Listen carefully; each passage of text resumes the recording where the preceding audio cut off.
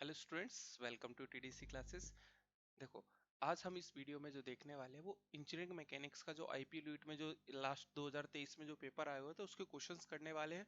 मैं एक एक क्वेश्चंस को इस तरीके से कराऊंगा कि आपको हर क्वेश्चन में जितने भी कंसेप्ट हैं वो सबको मैं क्लियर करूंगा। आपको भी बताऊंगा कि किस तरह से क्वेश्चंस आपको प्रैक्टिस करनी चाहिए और हम देखें किस तरह के इजी क्वेश्चंस और कैसे पीवाईक्यू क्वेश्चंस सिंपली नोट से और जो सिलेबस में दिया वहां से आया हुआ है। तो ये वीडियो उन सभी के लिए बेनिफिशियल है जो 2024 में किसी भी लीट का एग्जाम देना चाहते, चाहे वो हरियाणा लीट हो, चाहे आईपी लीट हो, चाहे यूपी लीट हो, चाहे किसी भी स्टेट का लीट हो, स्लाइट लीट देना चाहते हैं, सीयूईटी लीट देना चाहते हो, जिनके सिलेबस में मैकेनिक्स आता है, उन मैकेनिक्स के टॉपिक्स को आज हम कुछ क्वेश्चंस करेंगे जो लास्ट ईयर आईपी लीट में, दिल्ली आईपी लीट में जो क्वेश्चंस आए थे 25 क्वेश्चंस लेके आए हो।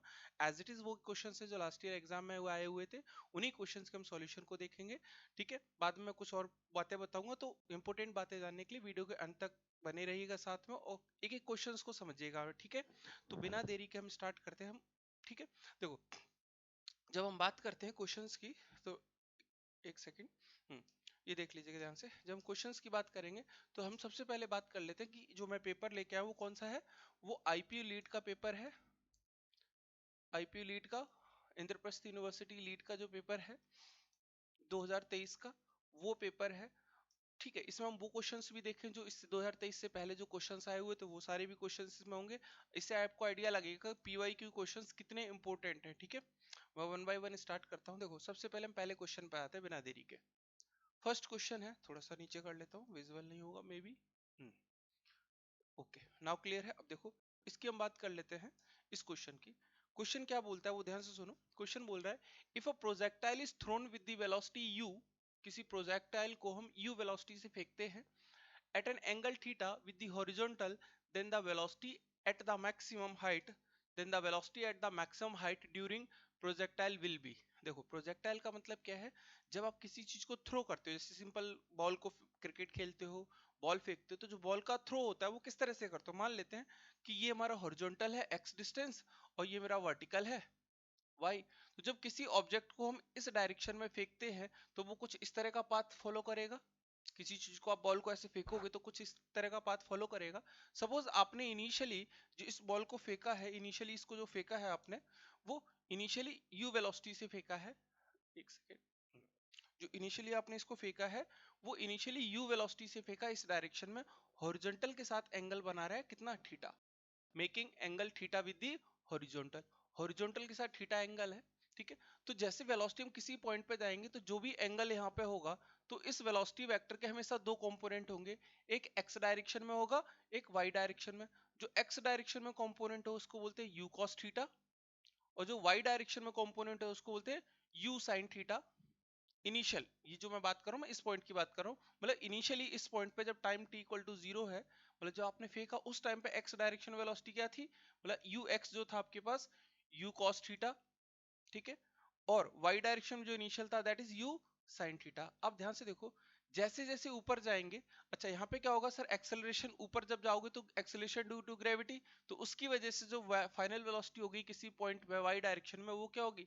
डिक्रीज होगी, बिकॉज ऊपर जब फेंकते हैं तो एक्सेलरेशन नीचे की तरफ लगता है। जब एक्सेलरेशन नीचे लगेगा तो यानी वर्टिकल डायरेक्शन में जाने वाली वेलोसिटी कम होती जाएगी। मतलब एक ऐसा पॉइंट आएगा, जैसे ऊपर वाली वेलोसिटी क्या हो रही है? कम होती जा रही है। एक ऐसा मोमेंट आएगा जिस टाइम पे ऊपर वाली वेलोसिटी, वाई डायरेक्शन की वेलोसिटी क्या हो जाएगी? जीरो, बिकॉज एक नेगेटिव डाउनवर्ड डायरेक्शन में एक्सेलरेशन ड्यू टू ग्रेविटी, एक डाउनवर्ड एक्सेलरेशन लग रहा है। बट एक्स डायरेक्शन में, एक्स डायरेक्शन में कोई एक्सेलरेशन है, एयर के रेसिस्टेंस को हम नेग्लेक्ट करते हैं। मतलब जब हम आगे चल रहे हैं तो एयर के रेसिस्टेंस को नेग्लेक्ट लेके चलेंगे, मतलब एयर की वजह से कोई रेसिस्टेंस नहीं होने वाला, कोई रेसिस्टेंस नहीं होगा, मतलब कोई रिटार्डेशन नहीं होगा। ठीक है, बट जबकि वर्टिकल में जा रहे हैं तो acceleration due to gravity G की वजह से क्या है? डाउनवर्ड, एक अपवर्ड हम देख रहे हैं, डाउनवर्ड एक्सेलरेशन मतलब रिटार्डेशन है। तो ऊपर जब वाई डायरेक्शन में जाएंगे तो धीरे धीरे ऊपर जाने की वेलोसिटी कम होती जाएगी, फाइनली मैक्सिमम हाइट पे Y direction velocity zero. But X direction में चूंकि कोई एक्सेलरेशन नहीं है, तो इस डायरेक्शन में वेलोसिटी क्या रहेगी सर? You cos theta. तो हॉरिजॉन्टल डायरेक्शन वेलोसिटी क्या रहेगी? You cos theta. ये चीज अगर आपने नोट्स पढ़े हैं तो आपको क्लियर होगा कि सर एक्स डायरेक्शन में जो हमारी वेलोसिटी होती है हर मोमेंट पे, हर पॉइंट पे सेम होती है, that is u cos theta. तो इस डायरेक्शन वेलोसिटी हर जगह क्या हो जाएगी? You cos theta. तो इस क्वेश्चन का आंसर क्या हो जाएगा? The velocity at the maximum height, मतलब इस हाइट पे वैसे अगर वेलोसिटी देखे एक एक्स डायरेक्शन है, वाई में 0 है, तो सिंपली क्या बची, यू कॉस थीटा। तो इसका आंसर हो जाएगा B for Bombay, that is u cos theta. Clear है? तो प्रोजेक्टाइल से हमेशा एक क्वेश्चन आते हैं, तो प्रोजेक्टाइल के कंसेप्ट को जरूर करके आना जब भी एग्जाम देने जाओगे, ठीक है। नेक्स्ट क्वेश्चन की बात करते हैं बेटा, देखो नेक्स्ट क्वेश्चन है आपके पास, ये भी अच्छा क्वेश्चन है, मैकेनिक्स का बेसिक क्वेश्चन है। Newton's second law of motion states that, Newton का जो सेकेंड लॉ है वो क्या बोलता है, उसके बारे में बोला है। देखो न्यूटन का सेकेंड लॉ बोलता है सर जो फोर्स होता है वो डायरेक्टली प्रोपोर्शनल होता है dp upon dt, that is rate of change of linear momentum, rate of change of linear momentum. Sir P क्या होता है, इसको बोलते हैं मोमेंटम, पी इंटू पी जो होता है मास इंटू वेलोसिटी के प्रोडक्ट को मोमेंटम बोलते हैं। The effect of the impact of momentum या इम्पैक्ट ऑफ मोशन, या सिंपली बोल सकते हैं what is the amount of motion, कितना मोशन है, अगर मोमेंटम ज्यादा है मतलब उसका मोशन ज्यादा है। जैसे मास और वेलोसिटी में एग्जांपल समझाते हो पहले मोमेंटम के बारे में। जैसे मान लो एक कार है, एक साइकिल है, कार वाला 60 किलोमीटर पर स्पीड से जाएगा और किसी दीवार से टकरा जाएगा, तो उसके पास मास भी है कार का और वेलोसिटी भी है, टक्कर मारे दीवार को तो उसके पास एक मोशन होगा, ठीक है। अच्छा एक साइकिल वाला जिसका मास 50 केजी 60 केजी है और उसकी स्पीड 5 मीटर पर सेकंड है, वो जाके किसी दीवार से टक्कर मारे तो उसका जो मोशन होगा वो कम होगा, तो उस दीवार पे जो फोर्स लगेगा वो कम लगेगा। यही चीज मैं बोल रहा हूँ, मोमेंटम होता है मास या वेलोसिटी का प्रोडक्ट। जैसे अगर वेलोसिटी बहुत ज्यादा है तब भी आपका मोमेंटम ज्यादा होगा, वेलोसिटी बहुत कम है लेकिन मास बहुत ज्यादा है तब भी मोमेंटम ज्यादा होगा। जैसे एक बंदूक की गोली है, बुलेट है, बुलेट जब जाती है तो उसकी स्पीड अच्छी खासी होती है, 1000 मीटर पर सेकंड, 1 किलोमीटर जाएगी 1 सेकंड में। सर वेलोसिटी बहुत ज्यादा है, बेशक मास उसका 10 ग्राम 15 ग्राम 20 ग्राम होता है, बुलेट का 50 ग्राम होता है, ठीक है। तो सर 50 मास तो बहुत कम है 50 ग्राम, लेकिन वेलोसिटी कितनी है 1000 मीटर पर सेकंड, तो प्रोडक्ट मिलके बहुत अमाउंट बनेगा, इसीलिए जो बुलेट होती है कहीं भी पेनिट्रेट कर जाएगी, इवन हड्डी तक को फाड़ के निकल सकती है, ठीक है। तो ये तो बात होगी मोमेंटम की। अच्छा वापस आ जाते हैं न्यूटन सेकंड लॉ पे, फोर्स बराबर dp upon dt, that is rate of change of momentum. p की जगह लिख सकते हैं मास इनटू v। अच्छा इसको हम लिख सकते हैं, यहाँ पे कांस्टेंट आता है k, p की जगह लिखेंगे d ऑफ mb अपॉन में dt। इसको फर्दर आगे लिखेंगे, m बाहर ले लेते हैं, k m इंटू बाहर लेंगे बिकॉज मास कांस्टेंट है, तो हमारे पास आ जाएगा dv अपॉन में dt। अच्छा dv अपॉन dt क्या होता है, एक्सेलरेशन, मतलब हम इसको लिख सकते हैं k into mass into acceleration. यानी हमारे पास जो ये आया हमारे पास निकल के, यहाँ से देखो जो हमारे पास आया दैट इज फोर्स बराबर k इंटू एम इंटू ए। एक्सपेरिमेंटली देखा जाता है, बार बार एक्सपेरिमेंट करके अलग मास लेके अलग फोर्स अलग एक्सेलरेशन, तो k की वैल्यू बार बार निकल के आती है कितनी 1। तो यहाँ पे हमारे पास जो फोर्स का फॉर्मूला हो जाता है वो हो जाता है मास इंटू एक्सेलरेशन। फोर्स बराबर क्या होता है मास इंटू एक्सेलरेशन। तो न्यूटन सेकेंड लॉ का स्टेटमेंट क्या है वो देखो, ये बोलता है Newton second law of motion state that force is equal to the, पहला एक ऑप्शन देखो, force is equal to the mass product of mass into velocity, नहीं। फोर्स बराबर m इनटू v, नहीं ये तो नहीं होता, दैट इज फोर्स बराबर m इनटू v क्या मोमेंटम, तो ये तो गलत बात है। Every action is equal and opposite reaction, ये तो न्यूटन का थर्ड लॉ है, ये बात भी गलत हो गई। First statement is force is equal to the product of mass and acceleration, mass और एक्सेलरेशन के प्रोडक्ट के बराबर होता है, ठीक है। तो हर एक क्वेश्चन को कैसे एनालाइज करना है कि चारों ऑप्शन होगा, तो चारों ऑप्शंस को एनालाइज करते हुए आपको क्वेश्चंस की प्रैक्टिस करनी है, ठीक है। चलो आगे बढ़ते हैं, इसका आंसर क्लियर है, the answer is A first one. Next question देखो, नेक्स्ट क्वेश्चन की बात करते हैं, relation among the Young's modulus E and Poisson ratio mu and the bulk modulus K is given by, ठीक है। अब स्ट्रेंथ ऑफ मटेरियल जो हमारा बेसिक मैकेनिक्स में एक चैप्टर आता है, स्ट्रेंथ ऑफ मटेरियल का बेसिक मैकेनिकल प्रॉपर्टीज और मटेरियल की प्रॉपर्टीज, उसमें हमारे पास आता है दैट इज दो इक्वेशन आती है, E इक्वल्स टू हम ये लिखते हैं 3k 1 माइनस म्यू, और एक लिखते हैं E equals to 2g 1 plus mu, और इसको 2 म्यू सॉरी 1 माइनस 2 म्यू और 2g 1 प्लस म्यू। अब ध्यान से देखो यहाँ पे 3k 1 माइनस 2 म्यू और एक आता है 2g 1 प्लस म्यू। अब ध्यान सुनो, एक ये है एक ये, जो g हमारा है मॉडुलस ऑफ रिजिडिटी है, k हमारा बल्क मॉडुलस है। अब यहाँ पे किसके बारे में बोला, बल्क मॉडुलस का रिलेशन। सर ये रिलेशन अगर याद है आपको, डायरेक्टली याद रखना, इसको रिलेशन को हम लिखवाते भी हैं डायरेक्ट, इसको ट्राई भी कराता हूँ मैं क्लास नोट्स में। अभी याद रखना E equals to 3k 1 minus 2 mu, तो आंसर क्या हो जाएगा ए ऑप्शन हो जाएगा, ये directly question formula based question है। अच्छा एक और क्वेश्चन आता है कि E अगर मैं दोनों को यहाँ से म्यू निकालूं यहाँ से म्यू निकालूं, E G और K में एक रिलेशन आता है that is E equals to, इसको याद रखिएगा 9 kg अपॉन में 3k प्लस जी। इस रिलेशन को भी याद कीजिए, क्वेश्चन भी कई बार पूछा गया अलग अलग एग्जाम्स में।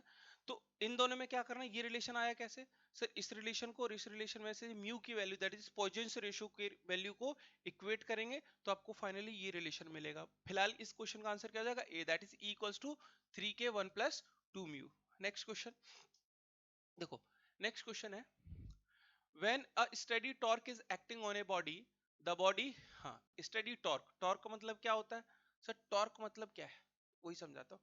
torque मतलब होता है किसी फोर्स का रोटेशनल इफेक्ट। टॉर्क या मोमेंट की जब बात करते हैं तो किसी फोर्स का जो रोटेशनल इफेक्ट होता है, किसी भी फोर्स का रोटेशनल इफेक्ट उसको टॉर्क बोलते हैं। जैसे ये मार्कर मैंने पकड़ा हुआ है, इस पर अगर मैं फोर्स लगाता हूँ, देखो फोर्स लगा रहा हूँ तो ये क्या कर रहा है, रोटेट, इस पॉइंट के अबाउट क्या कर रहा है, ऐसे रोटेट कर रहा है। ऐसे फोर्स लगा रहा हूँ देखो, तो ऐसे ही रोटेट कर रहा है, मतलब इस पॉइंट के अबाउट ये मार्कर क्या कर रहा है, रोटेट कर रहा है।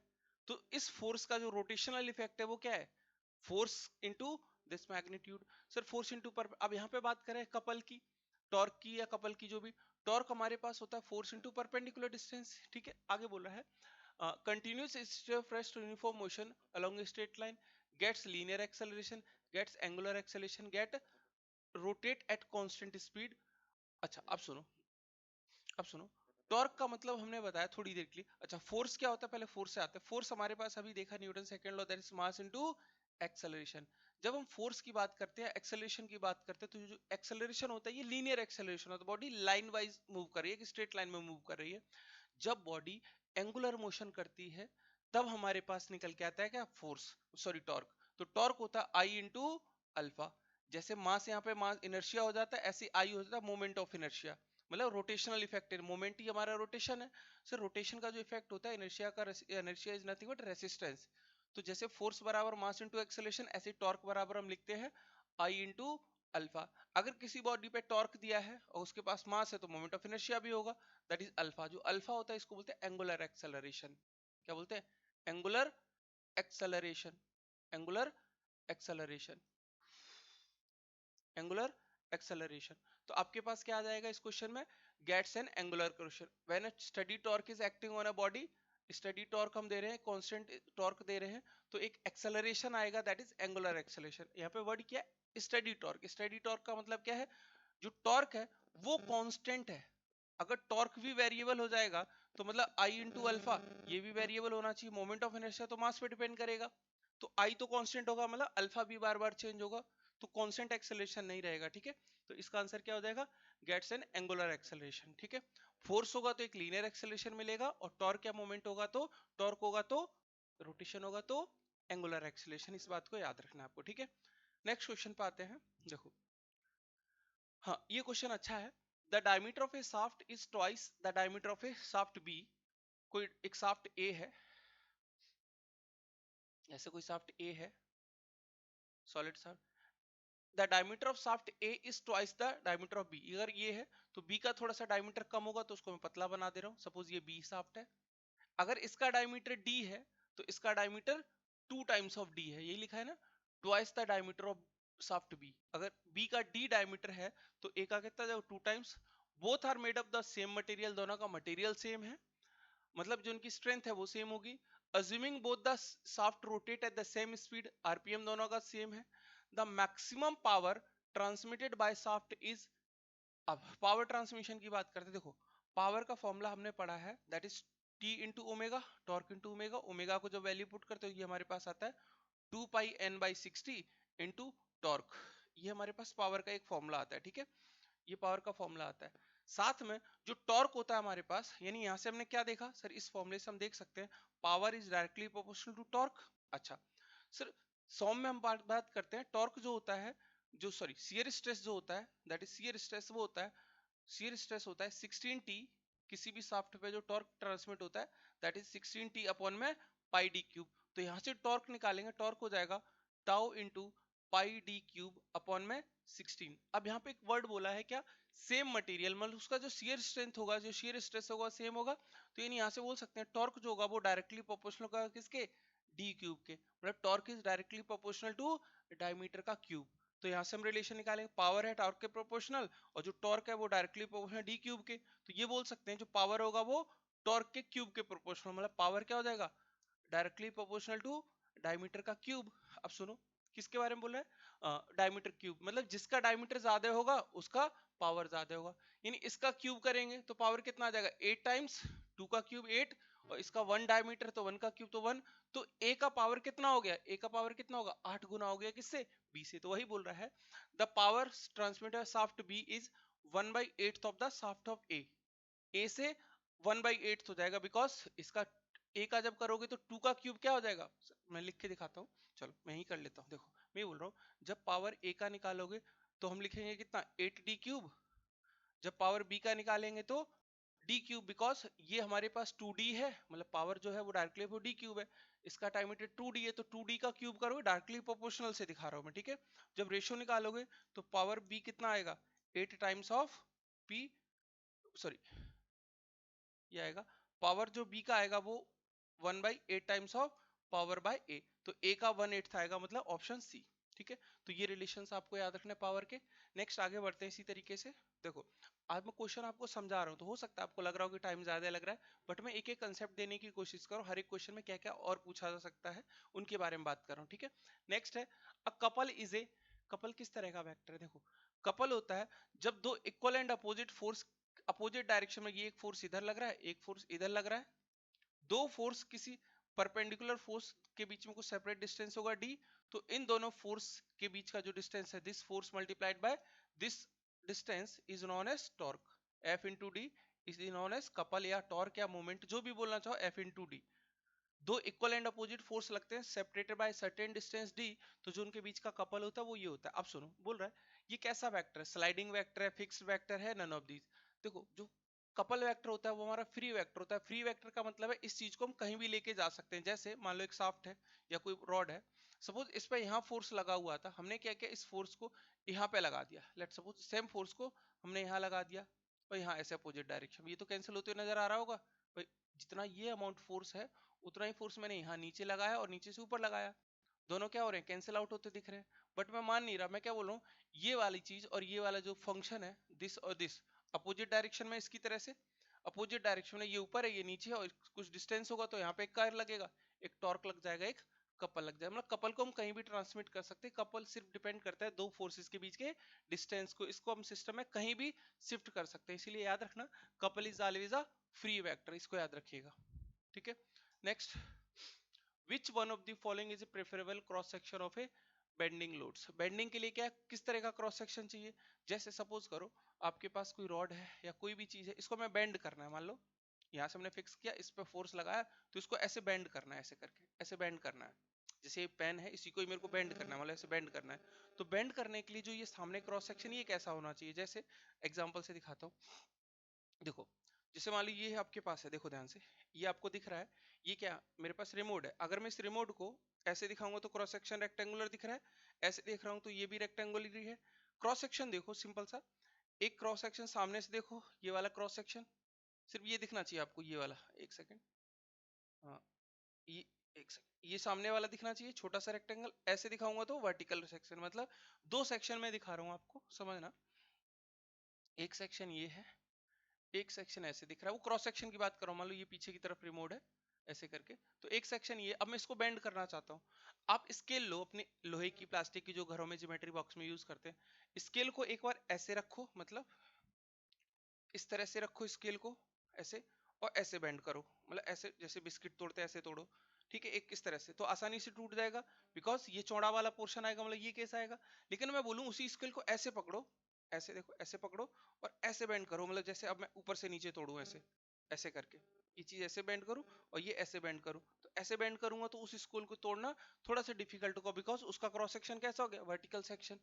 यानी ये जो सेक्शन है इस सेक्शन पे, इस सेक्शन पे हमारे पास दो चीजें निकाली जाती हैं, that is moment of inertia निकालते हैं, ठीक है, मोमेंट ऑफ इनर्शिया। तो याद रखना क्या कि बेंडिंग के केस में जब हमारे बेंडिंग लोड की बात करते हो, बेंडिंग इक्वेशन होती है m अपॉन में आई, m होता है bending moment, n upon I sigma upon में y, ये बेंडिंग स्ट्रेस होता है, equals to e by R, ठीक है।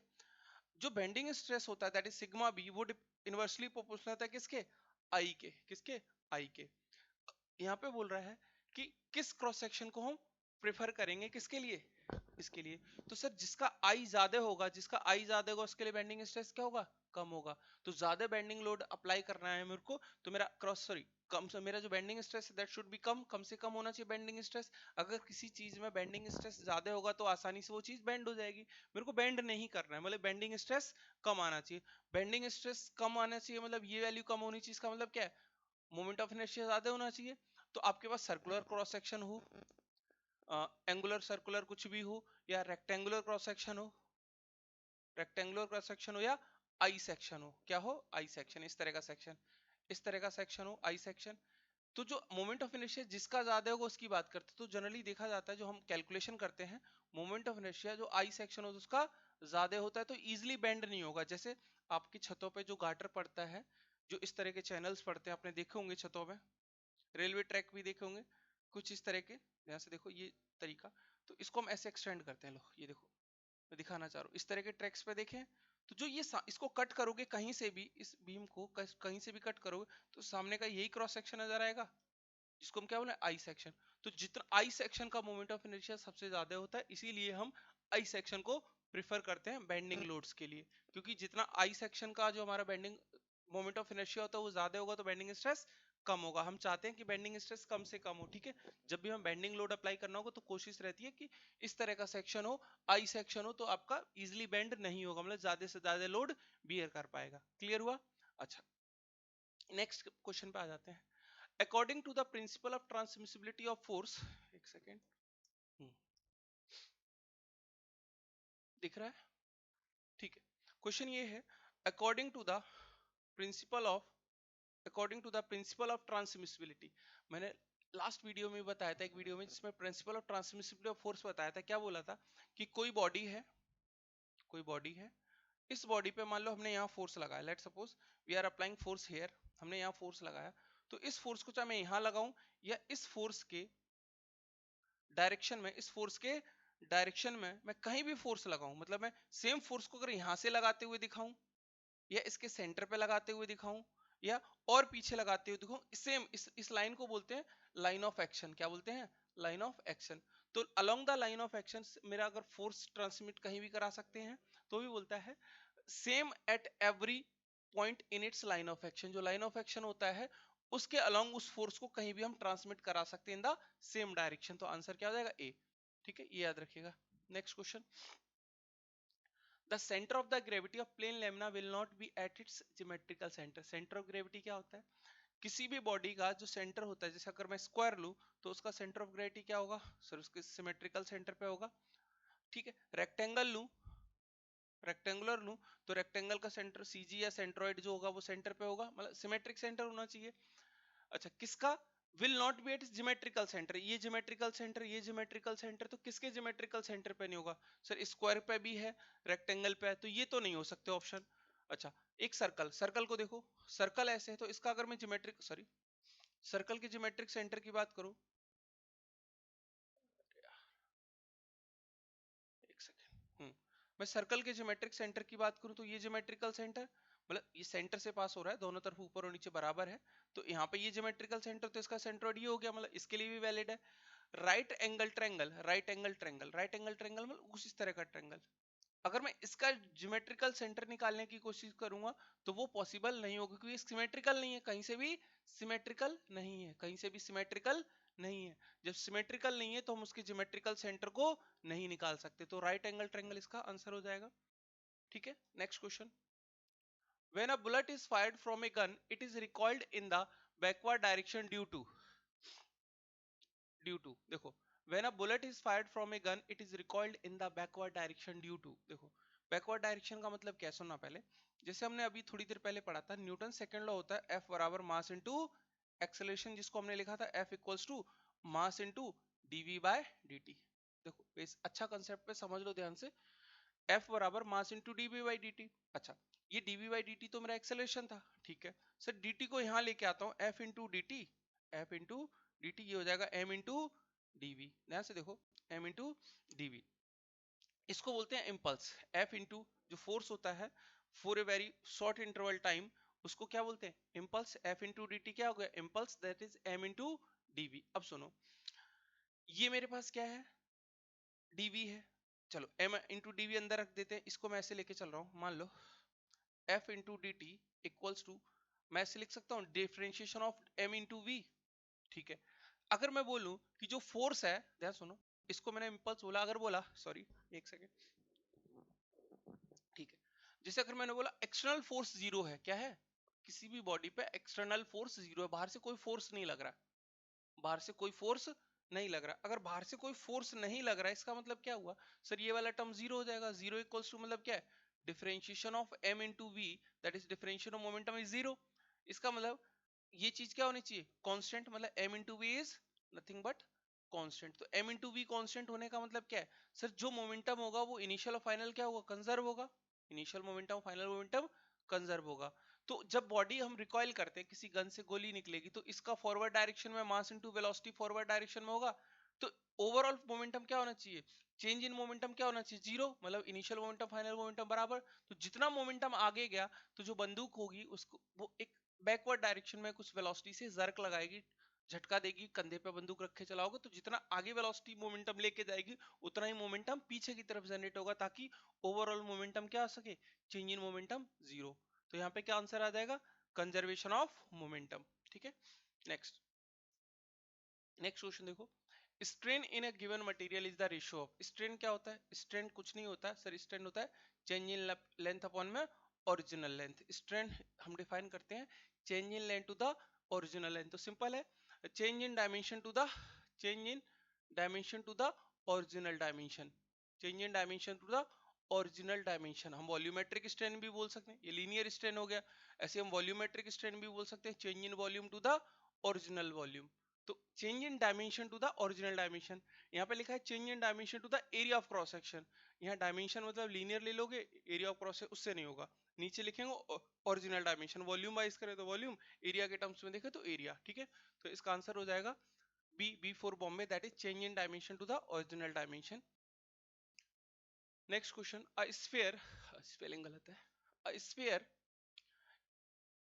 P impinges directly onto another identical sphere Q at rest if the coefficient of restitution is 0.5, the ratio of velocities vq upon vp after the impact would be। बहुत बेहतरीन question है। मैं देखो इस question का मैं पहले बेसिक्स लेके जाता हूँ, मैं मतलब जो फॉर्मूला है मैं वो निकाल के दिखाता हूँ क्या करते। देखो एक बॉडी ये है, मान लेते p है, ये दूसरी बॉडी q है, ठीक है, जिसकी इनिशियल वेलोसिटी q की u q इक्वल्स टू 0 है, और इसकी कितनी दे रखी है, नहीं दिए, चलो किसी वेलोसिटी से मान लेते हैं on to another identical Q, ठीक है। इसकी कुछ वेलोसिटी होगी इनिशियल, चलो इनिशियल वेलोसिटी कुछ होगी, सपोज मान लेते हैं यू, यू वेलोसिटी से इसको टकराएगा, ये इसकी वेलोसिटी 0 है। तो अगर मैं बोलूं टकराने के बाद क्या होगा सर, टकराने के बाद दोनों की अलग अलग वेलोसिटी हो जाएंगी। लेट सपोज इसकी हो गई वी क्यू और इसकी हो गई वीपी, दोनों का आइडेंटिकल है तो मास सेम ले लूं, बोले ना आइडेंटिकल स्फीयर, तो दोनों का मास सेम। तो हम यूज करते हैं कंजर्वेशन ऑफ मोमेंटम की बात करते हैं। कंजर्वेशन ऑफ मोमेंटम करेंगे तो क्या होगा, conservation of momentum, initial momentum कितना है सर, m मास था, initial velocity that is m into you, बाकी इसका मोमेंटम क्या है, 0, बिकॉज रेस्ट पे ये value, equals to final momentum क्या हो जाएगा, m into VP plus m into V Q, mass into velocity momentum. तो यहाँ से m से m कट जाएगा, m से m कट जाएगा, u बराबर क्या मिलेगा, vp प्लस वी क्यू। ये एक इक्वेशन हो गई, मतलब यहाँ से हमें एक इक्वेशन मिल गई bp प्लस वी क्यू की। एक इक्वेशन और चाहिए, तो एक इक्वेशन निकालते हैं कहाँ से, e से। e होता है velocity of separation upon velocity of approach. Velocity of separation क्या है सर, ये vq से भाग रहा है, ये vp से, तो ये आ जाएगा vq minus vp, vq minus vp upon में सेकेंड आएगा vos, velocity of approach. Sir ये रेस्ट में, ये किस वेलोसिटी से ऊपर आ रहा है, इधर u वेलोसिटी से, तो यहाँ से भी हमारे पास एक रिलेशन आ जाएगा क्या, vq minus vp equals to e into U. This is equation number 2। दो इक्वेशन हमारे पास आ गई, vq minus vp equals to e into U. Sir first और सेकंड इक्वेशन को जब यूज करोगे, एक इक्वेशन क्या है मैं लिख रहा हूँ, vp plus vq equals to u, पहली इक्वेशन, और दूसरी है vq minus vp equals to e times of u। एक इक्वेशन ये, एक इक्वेशन ये, इन दोनों को सॉल्व करोगे, दो इक्वेशन दो अननोन, vp और vq अननोन है, दो इक्वेशन दो अननोन, तो सॉल्व हो जाएंगे। तो यहाँ पे जो vq और vp का जो रेशो आता है वो याद रखिएगा 1 प्लस ई अपॉन में 1 माइनस ई। इसको सॉल्व करोगे, मैं सॉल्व नहीं कर रहा हूँ, ये आप लोग करिएगा। वी क्यू अपॉन वीपी का जो रेशो आता है that is 1 plus e minus 1 upon e. अब क्वेश्चन में यही तो पूछा है, ratio of V Q upon VP, तो ई दे रखा है 0.5, तो ई की वैल्यू 0.5 रखो, 1 प्लस 0.5 डिवाइड बाय 1 माइनस 0.5, तो ये हो जाएगा 1.5 डिवाइड बाय 0.5, 1.5 डिवाइड बाय 0.5 ये आ जाएगा 3 डिवाइड बाय 1 दैट इज 3:1। क्या आंसर आ जाएगा? सी, सी फॉर कलकत्ता दैट इज 3:1, तो आंसर इज सी। तो इसके लिए क्या है, ये फॉर्मूला डायरेक्टली याद रखिएगा, कब? जब दूसरी बॉडी रेस्ट में हो। अगर ये रेस्ट में नहीं होगा तो यहाँ पे m इंटू यू जो लिखा था हमने इनिशियल मोमेंटम, यहाँ पे क्या आ जाएगा m इंटू यू क्यू आ जाएगा, ये p है ये q, तो अभी यहाँ पे सेकंड वाला जीरो इसलिए जीरो है, तो ये इक्वेशन आती है। तो यानी आपको जब भी क्वेश्चन आएगा तो तीन चीजें हम यूज करते हैं कोलिजन में। क्या? पहला तो कंजर्वेशन मोमेंटम याद रखिएगा, हमेशा कंजर्व होगा, कंजर्वेशन ऑफ मोमेंटम, हमेशा ही मोमेंटम जो होगा वो कंजर्व होगा, चाहे वो कैसा भी कोलिजन हो, इसको रट लीजिए। दूसरा, जब एनर्जी की बात करते हैं तो जो इलास्टिक कोलिजन, दो तरह के कोलिजन होते हैं, एक इलास्टिक होता है, एक प्लास्टिक होता है। प्लास्टिक बोलते हैं इनइलास्टिक, जहां पे बॉडीज डिफॉर्म हो जाती है, यानी बॉडी एक साथ चलने लगती है।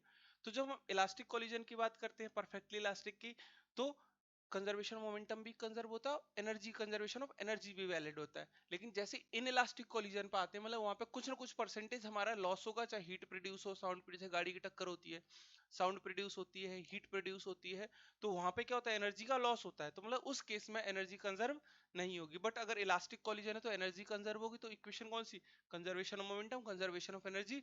इन इलास्टिक में conservation of momentum plus e वाला formula, that is velocity of separation upon velocity of approach, ये यूज करना है। ठीक है, तो आंसर हो गया। नेक्स्ट क्वेश्चन पे आ जाते हैं, which of the following material is highly elastic.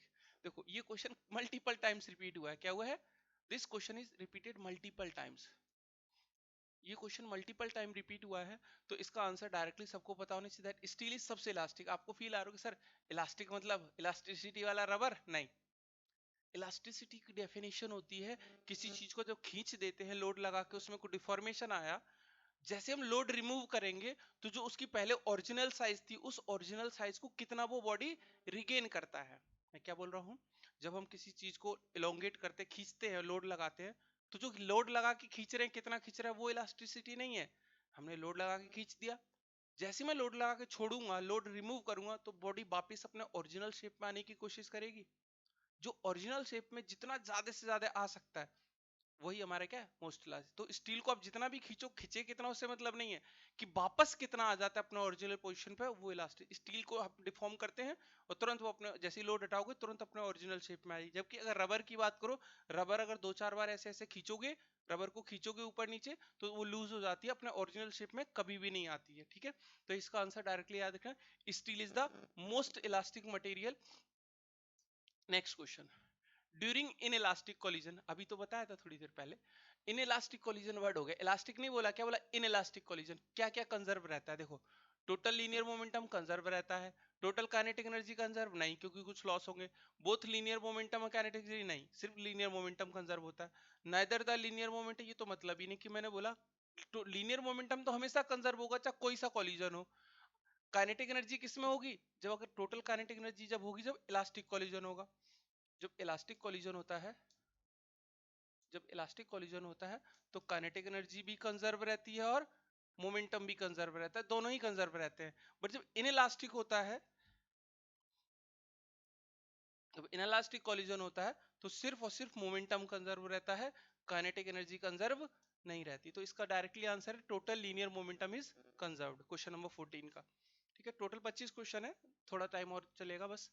A particle start from rest, अभी मल्टीपल टाइम क्वेश्चन इस तरह का पूछा गया है। A particle start from rest and moves in a straight line whose equation is given by s equals to, आपको दिया हुआ है 2t cube minus T square minus 1, the acceleration of the particle. Sir acceleration after 1 second, मतलब time कितना है 1 second का, time कितना है 1 सेकेंड, 1 सेकेंड बाद एक्सेलरेशन कितना होगा? सर एक बार डिफरेंशिएट करते हैं तो वेलोसिटी मिलेगा, वेलोसिटी मिलेगा, एक बार डिफरेंशिएट करोगे that is 6t Q T square minus 2t, ये जीरो हो जाएगा। अगेन एक्सेलरेशन चाहिए तो क्या करोगे? सर इसको दोबारा डिफरेंशिएट करो, डबल डिफरेंशिएशन एक्सेलरेशन मिलेगा, दैट इज 12t माइनस 2। अब टाइम कब बोला? एक्सेलरेशन जब पूछा, जब टाइम क्या हो 1 सेकेंड, टाइम कितना हो 1 सेकेंड, टाइम को 1, यहाँ पे टाइम को 1 रख लेते हैं। टाइम को जैसे ही 1 रखोगे, 12 into 1 minus 2, that is 12 minus 2, 10 metre per second square. 10 क्या आंसर है? D. D for Delhi, 10 metre per second square. तो आंसर क्या जाएगा? 10 मीटर पर सेकंड स्क्वायर। ठीक है, नेक्स्ट क्वेश्चन पे आते हैं फटाफट। A free body diagram of a body shows the. Free body diagram क्या होता है बेटा? फ्री बॉडी डायग्राम किसी बॉडी, मान लो कई सारी बॉडीज हैं, ये ग्राउंड पे रखी हुई है, तो फ्री बॉडी डायग्राम का मतलब क्या है? जिस बॉडी का एफबीडी बनाना है उस बॉडी को सबसे पहले आइसोलेट करो बाकी सारे सिस्टम से दूर। मान लो इसी बॉडी पे, मान लो कहीं रस्सी बंधा होता, कुछ भी होता, मान लो यहाँ से रस्सी भी बंधा हुआ है, लेट्स सपोज रस्सी बंधा हुआ है, तो हम वो रस्सी वगैरह सब हटा देंगे। हमें सिर्फ क्या चाहिए होगा? हमें सिर्फ चाहिए होगा क्या? जिस ब्लॉक का एफबीडी बना, मतलब इसका मास m है तो इसका एफबीडी बनाना है, तो क्या करते हैं? आइसोलेट करते हैं सबसे पहले, isolate from all the, isolate from the surrounding, surrounding से आइसोलेट करते हैं, and all external, and shows all the external effects on it. जितने भी एक्सटर्नल इफेक्ट दिखाई देंगे, मतलब इसके ऊपर इसका वेट लगेगा खुद का mg, ग्राउंड इसका एक नॉर्मल रिएक्शन लगा है n, इस पर हमने कोई फोर्स लगा रखा है बाहर से, तो ये फोर्स भी नजर आएगा।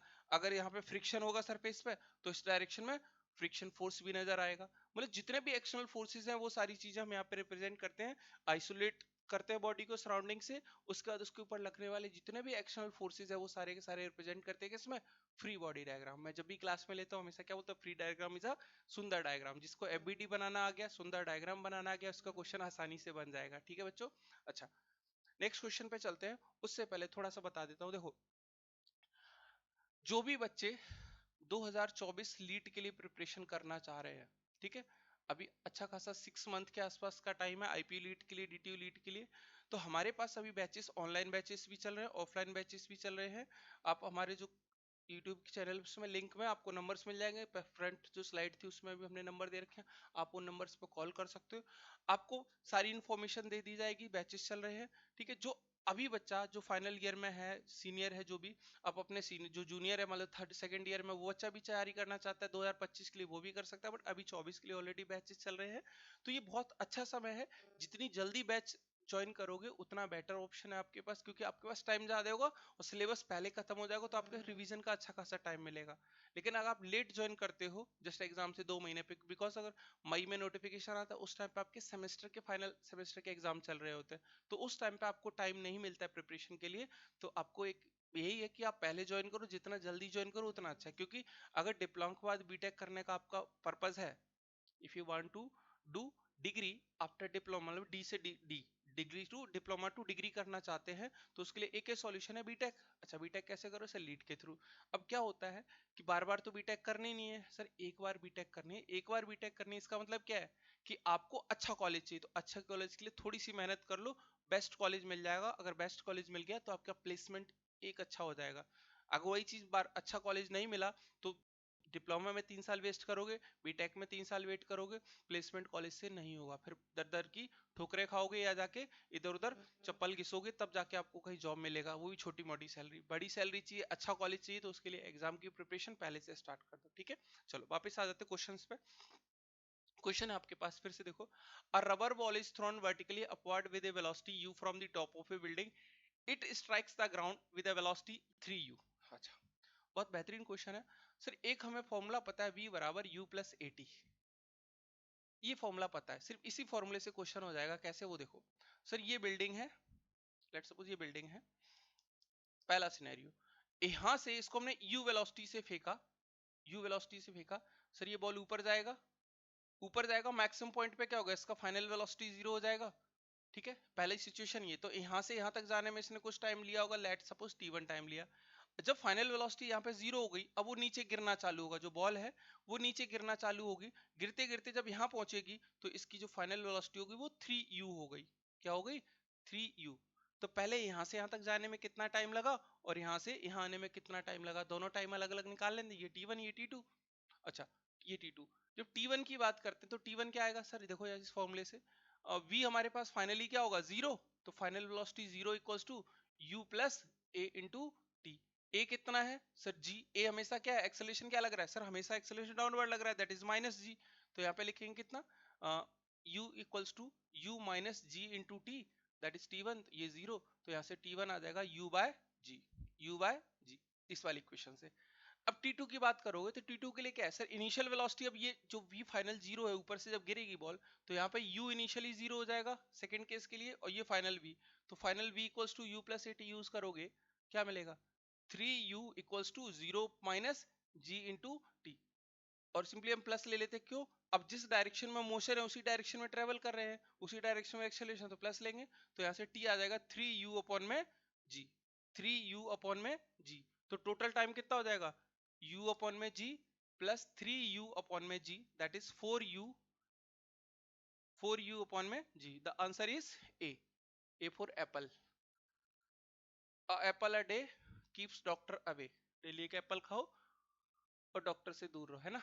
चलो, a thin disk and thin circular thin ring have mass and radius r, दो एक रिंग है, एक रिंग है, थिन रिंग है, रिंग मतलब आपने कड़ा पहनते हो हाथ में, जो चूड़ी पहनती हैं गर्ल्स, एक रिंग है, जस्ट मेले में जाते तो इस तरह का रिंग मिलता है, ठीक है, एक खेल खेलते हैं कि 20 रुपए 50 रुपए में तो किसी सामान के ऊपर डालो, ये रिंग है, थिन है, ज्यादा मोटा बना दिया, कोई बात नहीं। डिस्क कुछ ऐसा होगा, डिस्क कुछ ऐसा होगा, पूरा सॉलिड होगा ऊपर से, पूरा सॉलिड होगा डिस्क, देख लो ध्यान से, दिस इज डिस्क, ये डिस्क है, ये पूरा डिस्क है, ये डिस्क है आपके पास, ठीक है, ये डिस्क है, ये डिस्क है, ठीक है, दोनों केस है हमारे पास, रिंग भी है और डिस्क भी है, ये अंदर से खाली है, this is ring, this is disc. अब क्या पूछ रहा है सर, रिंग का जो मास मोमेंट ऑफ इनर्शिया होता है वो होता है mr स्क्वायर, अगर मास m है रेडियस r है तो ये रिंग के लिए होता है mr स्क्वायर, डिस्क के लिए हम याद करते हैं क्या होता है mr स्क्वायर, ये हम ड्राइव भी करते हैं क्लासेस में, हर बार मैं ड्राइव कराता हूँ, उसके बाद बाकी जितने भी ज्योमेट्री है, चाहे कोई सा भी शेप हो, चाहे स्फीयर हो, चाहे हॉलो स्फीयर हो, चाहे सिलेंडर हो, हॉलो सिलेंडर हो, चाहे रॉड हो, हम सभी के लिए ड्राइव करा के फिर फॉर्मूले याद रखते हैं, ठीक है। तो रिंग के लिए mr स्क्वायर होता है और डिस्क के लिए mr स्क्वायर बाई 2 होता है। अब क्या पूछा है, the ring is higher kinetic energy, अच्छा, जब रिंग और इसकी बात करें, इस एक्सिस के अबाउट हम बात करें, वर्टिकल एक्सिस के अबाउट, इस डिस्क के परपेंडिकुलर एक्सिस के अबाउट, जब ये रोटेट करेगा तो इसके पास होगा रोटेशनल काइनेटिक एनर्जी, क्या होगा रोटेशनल काइनेटिक एनर्जी, क्योंकि लीनियर मूवमेंट तो है नहीं, यहाँ पे एक वर्ड बोला kinetic energy of the bodies are zero since they are in not in linear motion, भाई लीनियर में नहीं तो क्या हुआ, रोटेशनल तो है, रोटेशनल है तो रोटेशनल काइनेटिक एनर्जी होगा, मतलब रोटेशनल काइनेटिक एनर्जी क्या होता है सर, ये होता है हाफ आई ओमेगा स्क्वायर, जैसे हम लिखते हैं ना हाफ एम वी स्क्वायर, मैंने बोला रोटेशन में मास की जगह कौन लेता है इनर्शिया, वेलोसिटी की जगह एंगुलर वेलोसिटी, तो हाफ आई ओमेगा स्क्वायर। अब देखो आई किसका ज्यादा है सर, आई जो है हमारा एम आर स्क्वायर बाई 2 या एम आर स्क्वायर ज्यादा है, मतलब जो रिंग है, रिंग का आई ज्यादा है, मतलब काइनेटिक, देखो काइनेटिक एनर्जी क्या होगा, perpendicular to their surface at the same angular velocity, omega दोनों के लिए सेम है, अगर ओमेगा सेम है, दोनों के लिए ओमेगा सेम है, तो कौन होगा आई, जिसका आई ज्यादा होगा उसका काइनेटिक एनर्जी ज्यादा है, तो क्या लिखा है the ring has kinetic higher kinetic energy, ये बात सही है, रिंग का मोमेंट ऑफ इनर्शिया ज्यादा है तो इसकी काइनेटिक एनर्जी ज्यादा होगी, बाकी क्वेश्चन ऑप्शंस पढ़ने की भी जरूरत नहीं है, ठीक है। नेक्स्ट क्वेश्चन देखो, अच्छा ये क्वेश्चन अभी ऑलरेडी हो चुका है, रिपीट हो गया क्वेश्चन, नेक्स्ट क्वेश्चन पे आ जाते हैं। हाँ, a thin rod of length L and mass m have what moment of inertia about an axis passing through one of its edges? ये है क्वेश्चन, एक रॉड है, एक रॉड है, मैंने लास्ट में एक वीडियो बनाया था इसी पे कि ये हमारे पास रॉड है, अगर मैं इस एक्सिस के अबाउट मोमेंट ऑफ इनर्शिया निकालता हूँ सेंट्रोइड के, तो यहाँ से आई निकल के आता था हमारे पास एम एल स्क्वायर बाय 12, अगर इसका मास m है और लेंथ l है तो एम एल स्क्वायर बाई 12, जब मैं इसके किसी एक एंड की बात करता हूँ, इस एंड पे जब मैं i निकालता हूँ तो ये निकल के आता है एम एल स्क्वायर बाय 3, क्या निकल के आता है एम एल स्क्वायर बाई 3, जो मेरा perpendicular axis theorem parallel axis theorem के वीडियो है, 2-2 मिनट के हैं, आप जाके देख सकते हो, जो पैरेलल एक्सिस थ्योरम है उसको अप्लाई करके मैंने इसको निकाला हुआ वहां पे एम एल स्क्वायर बाई 3, तो इसका आंसर क्या हो जाएगा C, that is M L square by 3, ठीक है। नेक्स्ट क्वेश्चन पे आ जाते हैं, the algebraic sum of the resolved parts, the algebraic sum of the resolved parts of a number of forces, देखो number of forces का मतलब क्या है, कोई बॉडी है उसके ऊपर ढेर सारे फोर्स लग रहे हैं, इधर भी लग रहा है, इधर भी लग रहा है, ऐसे भी लग रहा है, ऐसे भी लग रहा है, एक ऐसे भी लग रहा है, ऐसे भी लग रहा है, ढेर सारे फोर्स है, सो जो भी फोर्स होता है इसके हम दो कंपोनेंट्स ब्रेक करते हैं, मतलब कोई इंक्लाइंड फोर्स जब होता है उसके दो कंपोनेंट होते हैं, एक एक्स डायरेक्शन में और एक वाई डायरेक्शन में, अगर ये थीटा है तो इधर आ जाएगा ये एफ फोर्स है तो F cos theta F sine theta, मतलब जो भी इंक्लाइंड फोर्स होगा उसके हमेशा दो कंपोनेंट, एक वर्टिकल में एक हॉरिजॉन्टल में, ठीक है, एफ एक्स और एफ वाई, ठीक है, is equal to the result part of their resultant. अब मान लो इन सभी का कुछ रिजल्टेंट आया, मान लो रिजल्टेंट आर आया, इस आर का भी क्या करोगे, रिजोल्यूशन करोगे, एक आर एक्स करोगे और एक आर वाई करोगे। मतलब यही तो चीज है, आर एक्स और आर वाई का रिजल्टेंट आर है, या जितने भी फोर्सेस सभी का individual F X F Y निकाल के उनका रिजल्टेंट निकालो आर एक्स, मतलब एक्स डायरेक्शन में जितना भी फोर्स आएगा भाई, इसका एक्स डायरेक्शन में, इसका एक्स डायरेक्शन कंपोनेंट, इसका एक्स डायरेक्शन में कंपोनेंट, हर एक फोर्स का जो एक्स डायरेक्शन में कंपोनेंट आएगा वो किसके बराबर होगा, जो फाइनल रिजल्टेंट आएगा उसका एक्स कंपोनेंट। इसको बोलते हैं क्या, प्रिंसिपल ऑफ रिजोल्यूशन। हम रिजोल्व कर रहे हैं, फोर्सेस को ब्रेक कर रहे हैं, इसको बोलते हैं रिजोल्यूशन, रिजोल्यूशन ऑफ फोर्स। ठीक है, नेक्स्ट क्वेश्चन। हाँ, generally on stress strain diagram, stress steel के लिए स्ट्रेस स्ट्रेन डायग्राम कुछ ऐसा होता है, मैं बता देता हूँ थोड़ा सा। इस डायरेक्शन में वर्टिकल स्ट्रेस, इधर स्ट्रेन रखते हैं, कुछ स्टील के लिए ऐसे जाता है, यहाँ पे ये चीज ऐसे चलती है और यहाँ पे जाके फेलियर हो जाता है। तो कुछ पॉइंट्स होते हैं, ये जो स्ट्रेट लाइन होती है इसको बोलते हैं इलास्टिक रीजन, इसको बोलते हैं इलास्टिक रीजन, मतलब लोड हटाओगे तो अपना ओरिजिनल पोजीशन पे आ जाएगा बॉडी। तो सर इलास्टिक जब तक रहता है उसको बोलते हैं इलास्टिक जोन, इलास्टिसिटी। ठीक है, इलास्टिक लिमिट रहती है जब तक ये वापस आ सकता है। दूसरा होता है यील्ड पॉइंट, यील्ड पॉइंट वो होता है जहां पे आपका डिफॉर्मेशन स्टार्ट हो जाता है, ये आपका इलास्टिक पॉइंट है, यहाँ पे आपका यील्डिंग स्टार्ट हो चुका है। अल्टीमेट पॉइंट होता है जहां पे मैक्सिमम स्ट्रेस डेवलप होता है, यही मैक्सिमम, इस पॉइंट पे यही मैक्सिमम है, तो यहाँ पे अल्टीमेट हो गया। जिस पॉइंट पे फेलियर होता है उसको बोलते हैं रप्चर या फेलियर, और रप्चर यहाँ पे रप्चर हो जाएगा। अब इसका क्या पूछा है, राइट क्रोनोलॉजी, सीक्वेंस पूछा, क्रोनोलॉजी मतलब सीक्वेंस पूछा of the appearance of these point. सबसे पहले क्या मिला, इलास्टिक पॉइंट मिलेगा, पहले मिलेगा ए इलास्टिक पॉइंट, फिर यील्ड पॉइंट, फिर अल्टीमेट पॉइंट और लास्ट में रप्चर। तो ए बी सी डी जिस सीक्वेंस में दिया है उसी सीक्वेंस में आपका आंसर आ जाएगा यहाँ पे। ठीक है, जो सीक्वेंस दिया है उसी सीक्वेंस में आंसर आ जाएगा। नेक्स्ट क्वेश्चन पे आते हैं। हाँ, the hoop stress in a thin cylindrical shell, जो हुप स्ट्रेस होता है थिन सिलेंड्रिकल शेल वो कैसा होता है। थिन सिलेंड्रिकल शेल का मतलब क्या है, सपोज ये सिलेंडर है आपके पास,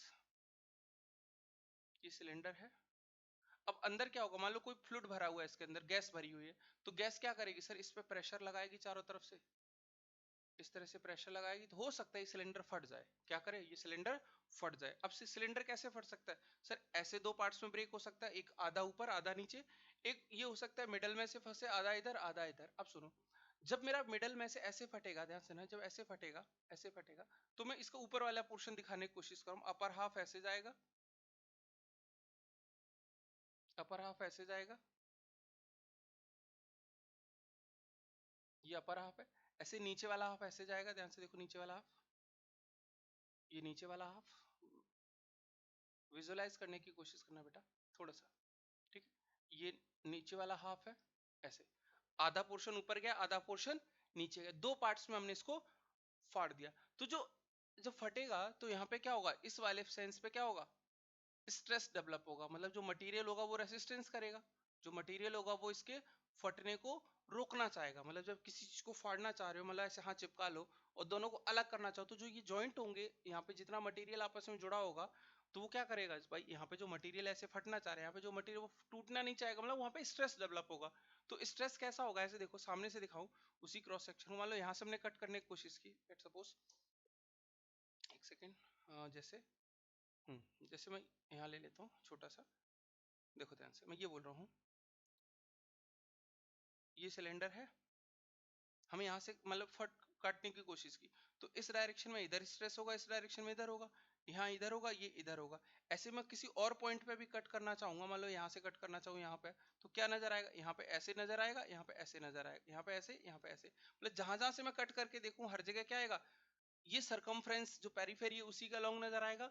तो जो हुप स्ट्रेस होता है इसी को बोलते हैं सरकमफ्रेंशियल स्ट्रेस। क्या बोलते हैं, सरकमफ्रेंशियल। और सरकमफ्रेंशियल स्ट्रेस हो या हुप स्ट्रेस हो, या एक और होता है लॉन्गिट्यूडनल, दूसरा स्ट्रेस होता है लॉन्गिट्यूडनल, जो कि दो इससे पिछले बार जो एग्जाम हुआ था उसमें क्वेश्चन आया था लॉन्गिट्यूडनल स्ट्रेस की वैल्यू।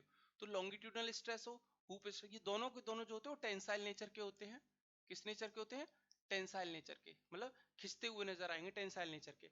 अब यहाँ पे क्या बोला है, hoop stress is circumferential, tensile stresses, radial stress की बात ही नहीं होगी। जब भी थिन सिलेंडर होगा तो रेडियल स्ट्रेस उसमें डेवलप नहीं होगा, रेडियल स्ट्रेस आता है थिक सिलेंडर में, अगर थिक सिलेंडर का क्वेश्चन आएगा तो उसमें रेडियल स्ट्रेस भी डेवलप होगा और हुप और लॉन्गिट्यूडनल भी होगा।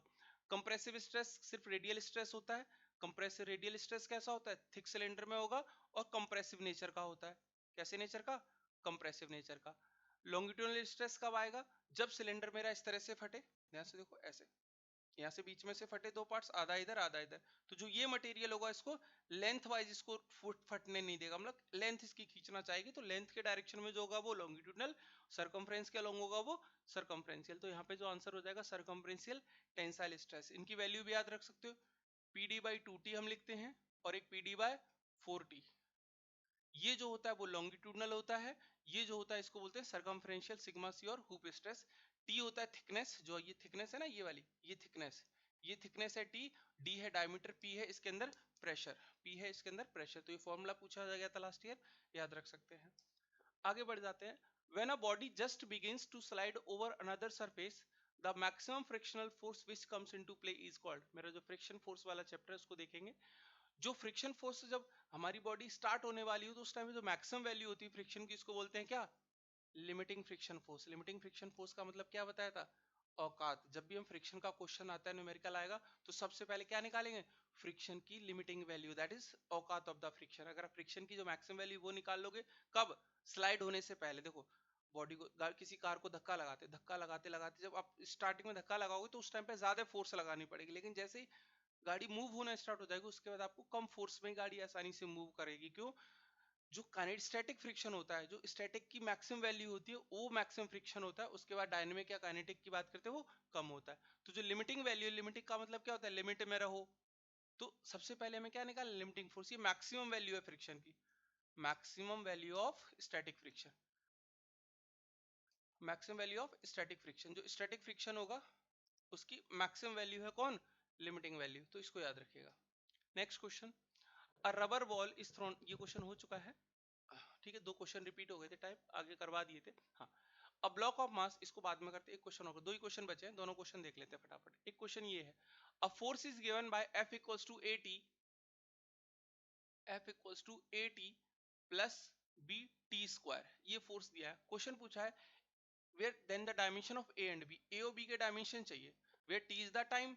अच्छा, फोर्स का डायमेंशन मुझे पता है कितना होता है, मास इनटू एक्सेलरेशन mlt-2, ये होता है mlt, kg metre per second square, ये होता है हमारे पास किसका, फोर्स का डायमेंशन।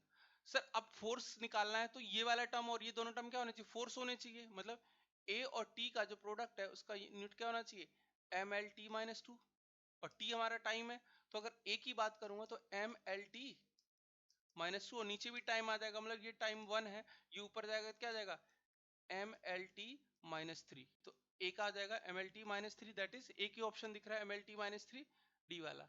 सर बी के लिए निकालोगे तो टी स्क्वायर से डिवाइड, भाई पूरा होना चाहिए न्यूटन, और न्यूटन को टी स्क्वायर से डिवाइड करोगे तो बी आएगा, तो यानी mlt-2 divide by T square, तो ये आ जाएगा mlt-4, क्योंकि ये 2 ऊपर जाएगा तो -4, तो आंसर इज mlt-4, तो आंसर इज डी। ठीक है, इजी क्वेश्चंस थे। एक ये क्वेश्चन बचा है, इसको अच्छे से देखते हैं थोड़ा सा। A block of mass 5 kg slides down from rest along a frictionless surface that makes an angle 30 degree with the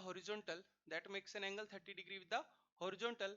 What will be the speed of the block after it covers a distance of 3.6 meter along the plane? ठीक है, inclined plane है, rest slide down मतलब ये कोई inclined plane है, ऐसे यहाँ पे ब्लॉक है, ये ब्लॉक है, ब्लॉक, सॉरी ये ब्लॉक है। अब देखो ध्यान से, सर ब्लॉक धीरे धीरे आगे आ रहा है, कितना डिस्टेंस कवर किया, यहाँ पहुंच गया, लेट सपोज यहाँ पे इनिशियली रेस्ट पे था, स्लैश डाउन फ्रॉम रेस्ट मतलब u बराबर 0, तो फाइनली यहाँ पहुंचा, तो यहाँ पे फाइनल वेलोसिटी कितनी होगी, ये जो डिस्टेंस कवर किया ये बोल दिया 36 पॉइंट मीटर, 3.5 मीटर के आसपास डिस्टेंस कवर किया है।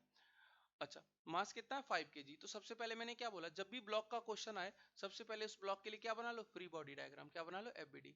तो सबसे पहले इसका mg डाउनवर्ड लगेगा, mg, ये एंगल अगर 30 डिग्री है हॉरिजॉन्टल के साथ, ये 30 डिग्री है, तो वर्टिकल के साथ भी कितना होगा 30 डिग्री, तो इधर कंपोनेंट आ जाएगा mg sin 30, sorry mg cos 30,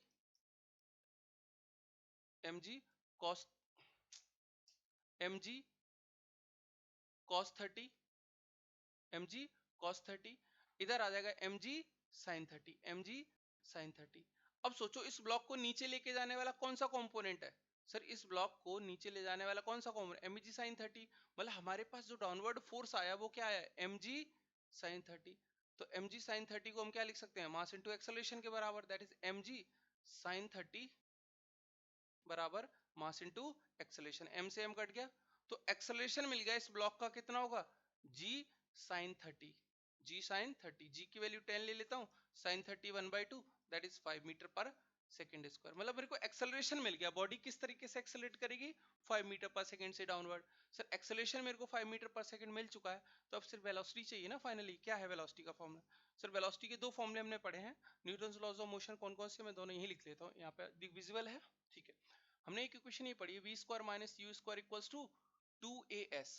sir initially rest में, तो इक्वेशन क्या होगी, V square equals to 2as, A हमें पता है, एस पता है, 2 पता है, तो 2 इंटू ए है 5 इंटू एस है 3.6, कितना हो जाएगा 36, तो वी स्क्वायर इज 36, मतलब वेलोसिटी हो गई 6 मीटर पर सेकेंड। ऑप्शन है 6 मीटर पर सेकेंड, बिल्कुल है जी, 6 मीटर पर सेकेंड, ठीक है। तो ये जो 25 क्वेश्चन है, मैं इनकी बात कर रहा था, ये 25 के 25 क्वेश्चन हम डिस्कस कर चुके हैं, ठीक है। ध्यान से सुनिएगा थोड़ी देर मेरी बात, बहुत काम की बात बताने वाला हूँ, ध्यान सुनो। देखो, जब हम बात करते हैं किसी एग्जाम की लीड की, जो भी बच्चे 2024 का लीड देने वाले हैं, ठीक है, अब 25 क्वेश्चन है आपके लीड के एग्जाम में, टोटल 100 क्वेश्चंस आते हैं 400 मार्क्स के, मैं रिपीट कर रहा हूँ, 100 क्वेश्चंस आते हैं 400 मार्क्स के, हर एक क्वेश्चन 4 नंबर का, नेगेटिव मार्किंग 1/4, मतलब गलत करोगे तो 1/4 कट जाएगा, मतलब एक नंबर गलत हो जाएगा। अगर मैकेनिक्स आपने बहुत अच्छे से कर ली, मैकेनिक्स आपने अगर बहुत अच्छे से कर ली, तो बेटा 25 के 25 क्वेश्चन सही करोगे, थोड़ा सा भी जिसका मैकेनिक्स अच्छा होगा ना, बेसिक्स अच्छा होगा, तो जो आज मैंने लास्ट 2023 का जो पेपर है उसके क्वेश्चंस कराए हैं, हर एक क्वेश्चन आपसे बन रहा होगा। एक दो क्वेश्चन में जरूर अटक रहे हो बिकॉज प्रैक्टिस नहीं होगी, तो बट कंसेप्ट सारे क्लियर होंगे आपके, अगर मैकेनिक्स पढ़ा है आपने तो। देखो 25 के 25 क्वेश्चन बना सकते हो ना, 100 नंबर आपके एज इट इज आ जाएंगे। फिर रह जाती है रीजनिंग की बात, 25 क्वेश्चन रीजनिंग के आते हैं 100 नंबर, तो रीजनिंग भी आपकी अच्छे से हो जाएगी 200 नंबर। सर सिलेक्शन के लिए टॉप कॉलेज के लिए क्या चाहिए, टॉप रैंक में आने के लिए, टॉप 100 में, टॉप 10 में आने के लिए आपको 320 330 नंबर चाहिए 400 में से, मतलब 75 क्वेश्चंस करोगे तो 300 मार्क्स आएंगे। तो इतना कब पॉसिबल होगा, 25 क्वेश्चन रीजनिंग के, 25 मैकेनिक्स के, 50 क्वेश्चन तो ये हो गए। अब रिमेनिंग कितने बचे, 50 क्वेश्चन, उन 50 क्वेश्चन में 30 क्वेश्चन भी सही कर लिए, किसके, सिर्फ कंप्यूटर के और मैथ्स के। मैथ्स थोड़ा डिफिकल्ट आता है, थोड़ा सा डिफिकल्ट आता है, तो आपको मैथ्स की प्रिपरेशन करनी पड़ेगी। 25 में से अगर 20 क्वेश्चन भी मैथ के कर लिए, ठीक है, तो 70 क्वेश्चन हो गए। कंप्यूटर के कुछ, कंप्यूटर भी इजी आते हैं थ्योरिकल क्वेश्चन। अगर आप सोचो 80 क्वेश्चन आपने कर लिए, तो 308 कितना हो, 320 क्वेश्चन आपके मार्क्स बन गए, 320 आपके बहुत अच्छे मार्क्स हैं, आप टॉप रैंक में आ सकते हो, ठीक है। तो जो टॉपिक्स हैं, अभी टाइम अच्छा खासा है, अभी क्या चल रहा है आपका, अभी आपके पास जून में एग्जाम होगा, तो ऑलमोस्ट 6 to 7 मंथ्स है आपके पास, 6 to 7 मंथ को आप अच्छे से यूटिलाइज करो, ठीक है। 2 से 4 घंटा क्लास के लिए दीजिए, सेल्फ स्टडी के लिए दीजिए। जो बच्चा कहीं किसी, मैं सिंपल ये नहीं कह रहा, किसी कोई भी बच्चा किसी भी कोचिंग में पढ़ रहा होगा, अगर ये क्वेश्चंस आप सॉल्व करके देखे होंगे या खुद से करोगे तो समझ आएगा सर मैकेनिक्स बहुत आसान है, बट प्रैक्टिस जरूर चाहिए और बेसिक कंसेप्ट क्लियर करने वाला चाहिए, ठीक है।